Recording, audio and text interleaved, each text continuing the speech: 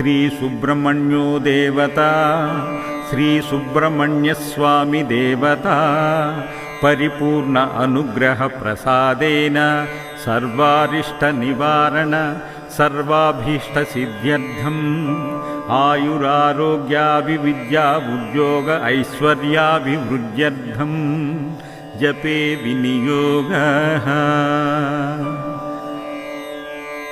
करन्यासम् अंगन्यासम्।